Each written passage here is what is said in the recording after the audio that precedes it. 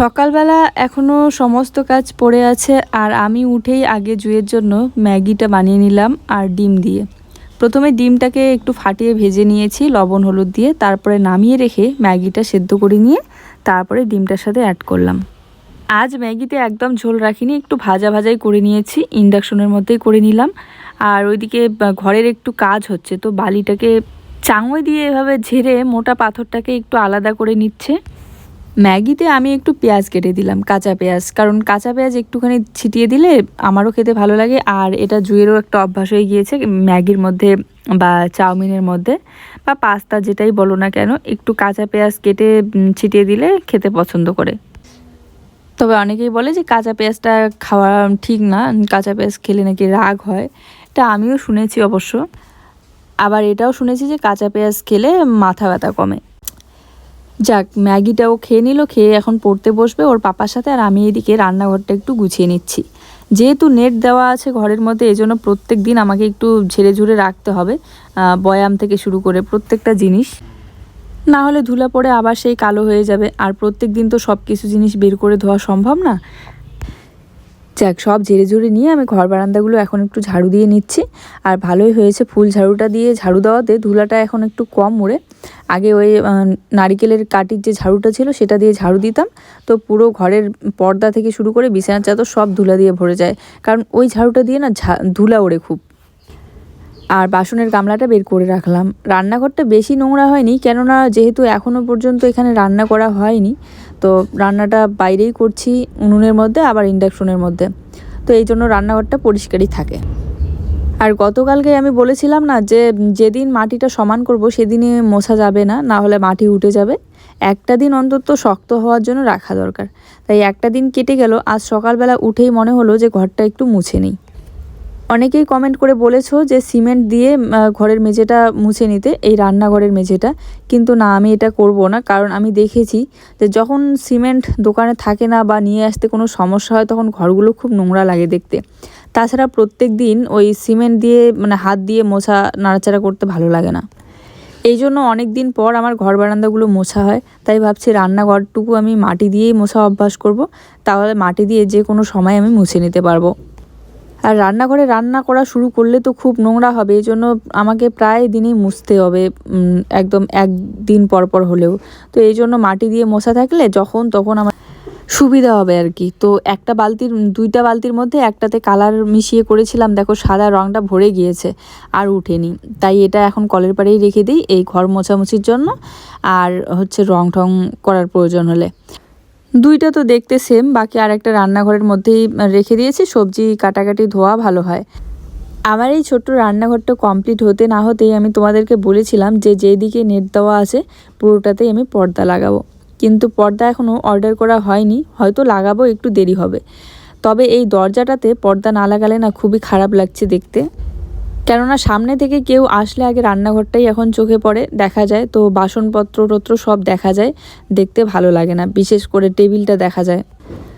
তো পর্দা অর্ডার করলেও আসতে তো একটু দেরি হবে। আপাতত আমি যেহেতু দরজাটাও এখনও লাগানো হয়নি এখানের, তো এই যে ঘরের যে পর্দাগুলো ছিল সেগুলোই খুলে নিয়ে আমি এই দরজার মধ্যে লাগিয়ে দিলাম।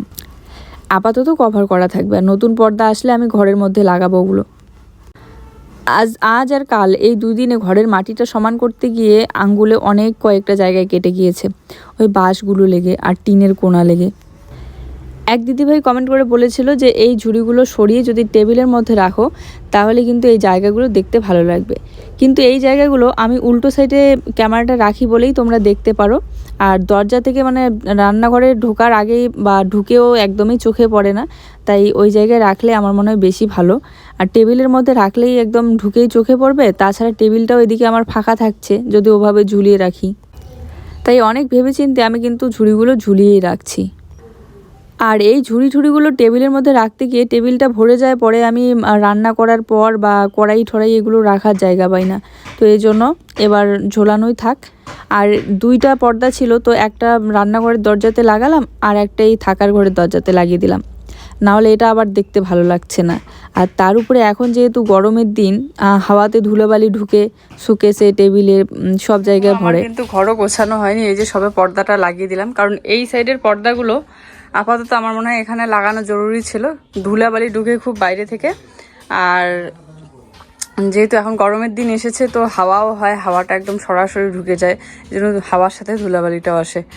আর রোদের তাপটাও একদম সরাসরি লাগে, এই জন্য আগে পর্দাটা দুইটা দরজায় দিয়ে দিলাম। আর পরে আমি আজকেই অনলাইন থেকে অর্ডার করে দেবো এই সাইডের, আর এই সাইডের চেষ্টা করব পর্দা লাগানোর।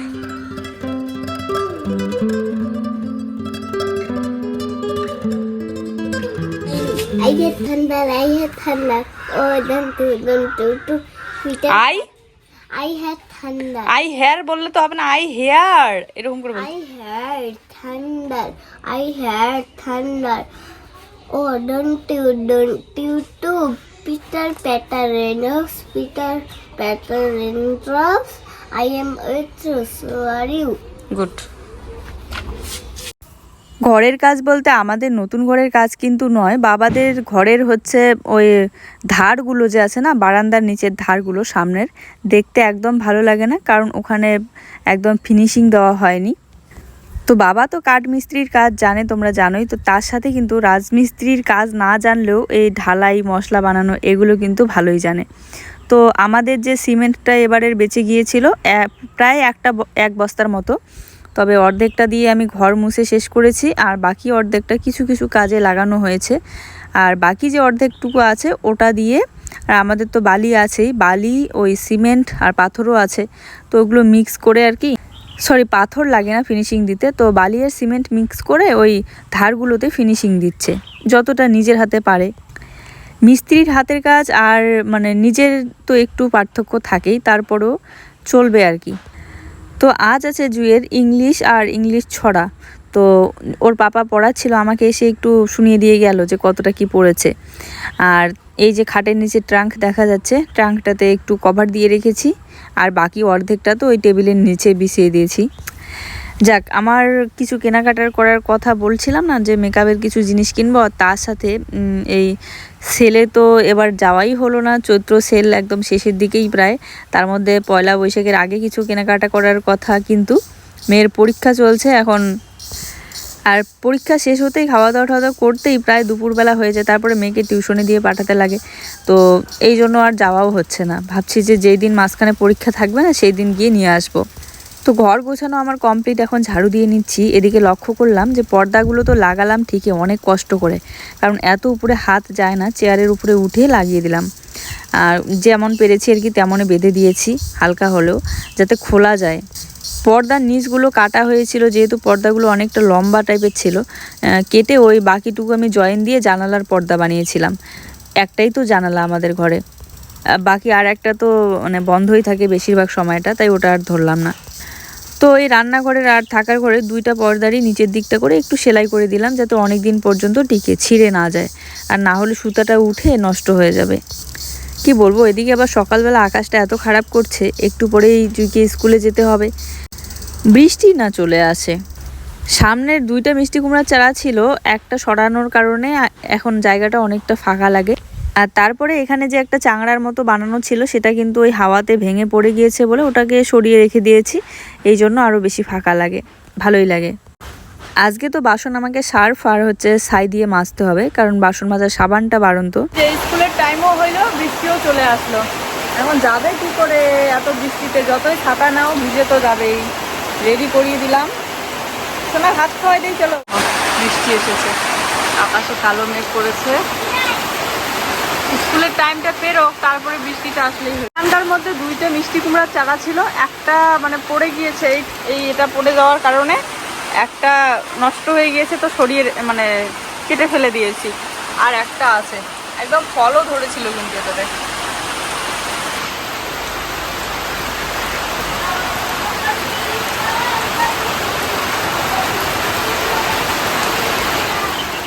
রাতে আমরা সবাই এক পিস করে মাছ খাওয়ার পর জুই সোনার জন্য এক্সট্রা একটা পিস রেখে দিয়েছিলাম, যাতে সকালবেলা আজ খেয়ে যেতে পারে। আর ঝোল বানাইতে চাইলাম, কিন্তু হাতে সময় ছিল না, তার মধ্যে বৃষ্টিও হচ্ছিল, কারেন্টও যাচ্ছিল আসছিল, তো এই জন্য মাছের ভাজা আর ঘি, আর তার সাথে মা বানিয়েছে সেদ্ধ ভাত। দুপুরবেলার জন্য একবারেই ভাত বসিয়ে দিয়েছে, তবে আলু একটা সেদ্ধ দিতে বলেছিলাম যাতে জুই খেয়ে যেতে পারে, তো এই সেদ্ধ ভাত দিয়ে আর মাছের ভাজা দিয়ে খাওয়াই দিলাম। আজ দুপুরবেলা মা রান্না করছে কাঁঠাল দিয়ে, ওই আমরা কাঁঠাল বলি তাই কাঁঠালটাই মুখে চলে আসলো, এঁচোড় দিয়ে ব্রয়লারের যে ছালগুলো থাকে না সেই চামড়াগুলো, একটু তেল টাইপের হয়, পরিষ্কার করতে অনেকটা সময় লেগে যায়, তবে খেতে ভালো লাগে কাঁঠাল দিয়ে রান্না করলে পরে। আর মাংস নিয়ে এসেছে, কিন্তু ওগুলো দিয়েই খাওয়া দাওয়া করেছিলাম, পরে আর মাংস রান্না করা হয়নি, তো মাংসটা রাতে বানাবে। এই জুসার মেশিনটা আমি করেছিলাম, রিপ্লেস করেছিলাম, তো ওটা নিয়ে গেল, এই যে আর একটা দিয়ে গেল, কারণ ওটা একটু ড্যামেজ ছিল, মানে একটু কম কাজ করছিল।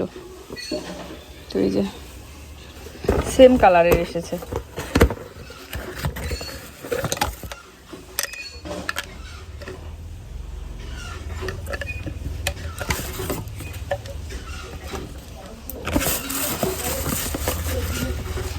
গুড আফটারনুন বন্ধুরা, বিকেলবেলাটা বসেই আছি, আর আজ আমার বিকেলবেলা আর কিছু কাজ নেই বর্তমানে, তো ভাবছি একটা রিলস শ্যুট করি, তার জন্য রেডি হইতে হবে আমাকে। হ্যাঁ, দেখো এগুলো এখন ফেলাবো, বিফোর আফটার লুক দিতে হবে। দেখো এগুলো এখন আঠাতে করছি, দেখো ফেলাবো নাই, দেখো এগুলো ফেলাবো না। ফ্লিপকার্টটা এখন এত করা হয়ে গিয়েছে যে আমি ক্যান্সেল করতে চাইলাম, তো ক্যান্সেল করতে গিয়ে ওদিকে ফোন আসলো কোম্পানি থেকে, তারপর বলছে যে রিপ্লেস করে দিতে, তো রিপ্লেস করে দিল। তো যাই হোক, এখানে বাবা বলছে চা খাবে, দুধ পাউডার নিয়ে এসেছে, তাই পাউডার দুধ দিয়ে এই যে চা বানিয়ে নিচ্ছি। প্যাকেটের লিকুইড আমুল দুধগুলোর থেকে এই পাউডার দুধগুলো দিয়ে চা ভালো লাগে, চা বলো আর যে কোনো কিছু।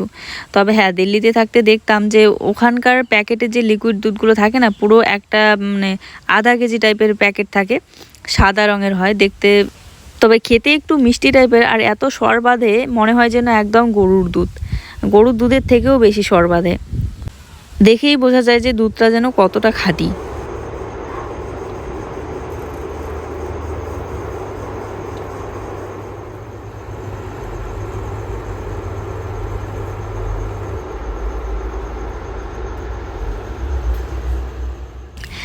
আচ্ছা, আমার এই ছোট্ট টিনের ঘরটার দুইটা পর্দা লাগানোর পর দরজায় কেমন লাগছে বলো তো? খুব সুন্দর লাগছে না দেখতে?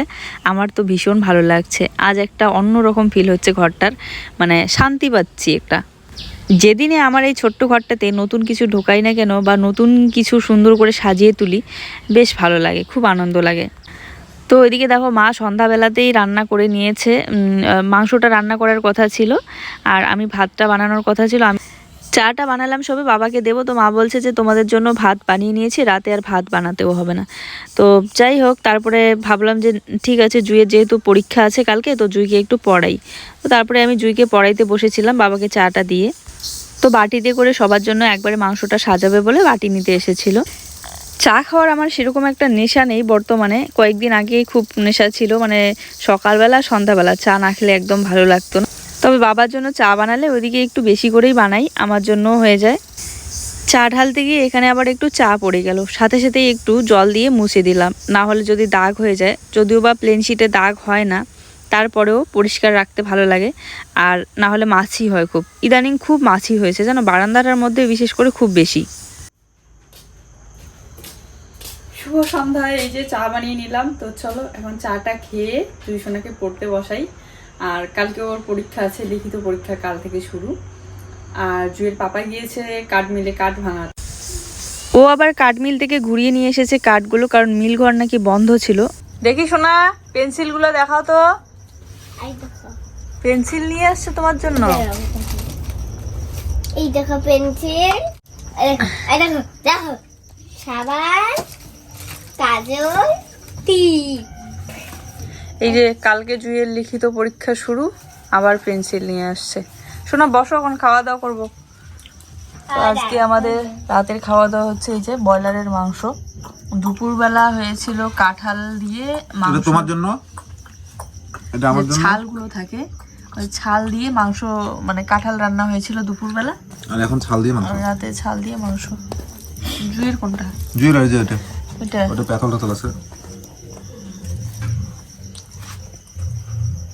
শোনা বসো, এখন খাওয়া দাওয়া করবো আমরা, পড়াশোনা হইলো সবে, পেন্সিলটা রেখে দাও।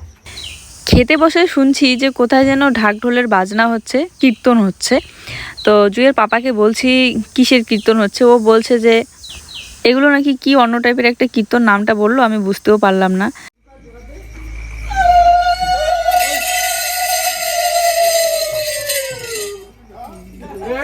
रामदेव ठाकुर नमस्ते।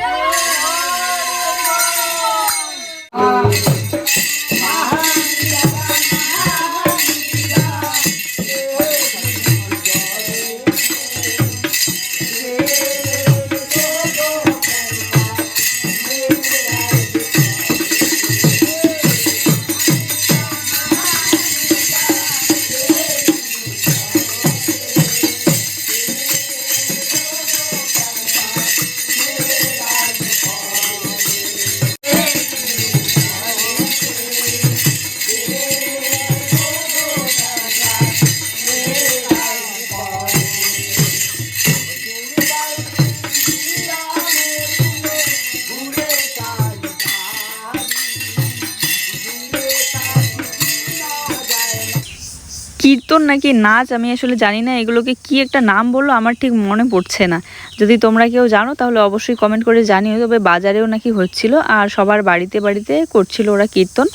আর আমাদের বাড়িতে 2 বার করলো, কারণ 2টা ঘর দেখেছে তার জন্য হয়তো।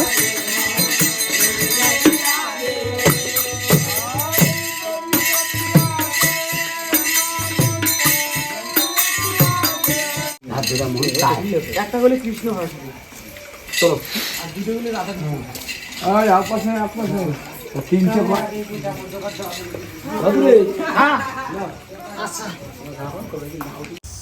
আজ আবার হঠাৎ করে আকাশটাও এত খারাপ হলো, খেতে বসছি ওইদিকে চলে আসলো বৃষ্টি। এখনো পর্যন্ত কিন্তু বৃষ্টি পড়ছে ঝিরিঝিরি, আর বিদ্যুৎও চমকাচ্ছিল খুব। আমরা চাল আর 100 টাকা দিলাম, তারপরে ওরা চলে গেল। এদিকে বাজনা শুনে বাপ বেটি এসে কি শুরু করে দিয়েছে দেখো। চলো আজকের ভিডিওটা এই পর্যন্তই। সবাই ভালো থেকো আর সুস্থ থেকো। দেখা হচ্ছে নতুন ভিডিওর সাথে। Tata, good night.